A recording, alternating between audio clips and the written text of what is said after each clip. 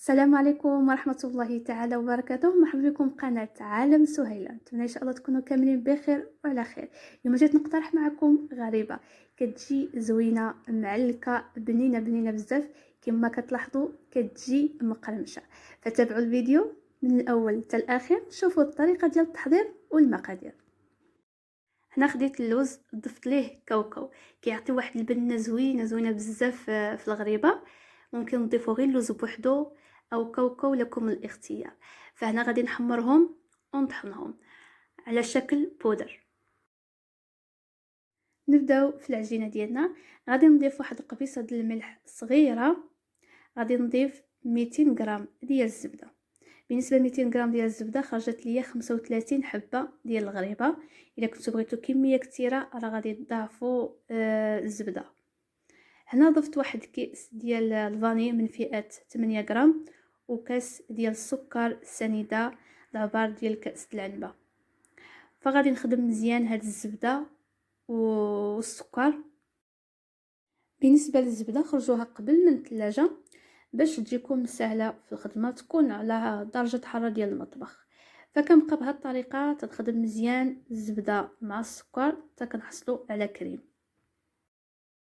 غادي نضيف اللوز وكاوكاو اللي حمرت وطحنت. غادي نضيف 2 كيسان من العبار ديال كاس العنبه.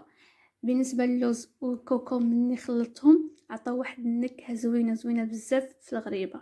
بالنسبه للدقيق سيبقى على حسب الخليط وعلى حسب النوعيه ديال الدقيق. وبالنسبه للدقيق ضروري يكون خاص بالحلويات ويكون مغربل من قبل.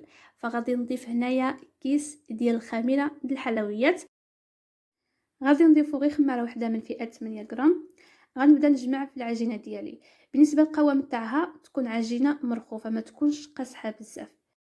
كتجي عجينه مرمله وفي نفس الوقت كتجمع. بالنسبه للبنات المبتدئات ضيفوا غير الزبده بوحدها، ما تضيفوش الزيت. انا شخصيا قبل كنت كنضيف الزيت في الغريبه وكنضيف الزبده في نفس الوقت. العجينه ما كتجمعش ليا، كتجي عجينه حرشه او مرمله بزاف. فكما كتلاحظوا هنا كتجمع بكل سهوله. كنكورها بهذا الشكل. بالنسبه للقياس كديروا القياس اللي بغيتو. الا بغات تعبر بالميزان، اللي بغات تخدم عينها ميزانها.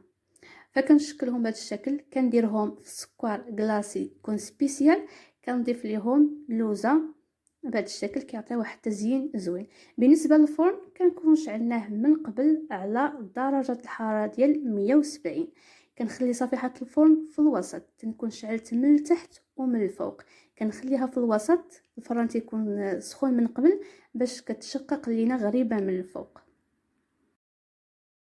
منين نخرجوها من الفرن نخليوها حتى تبرد، عاد نحيدوها من الطاوه باش ما تسرج لينا، ونحتفظوا بها في البواط تكون محكمه الاغلاق. كتبقى معنا مده طويله وهي محافظه على القرمشه ديالها.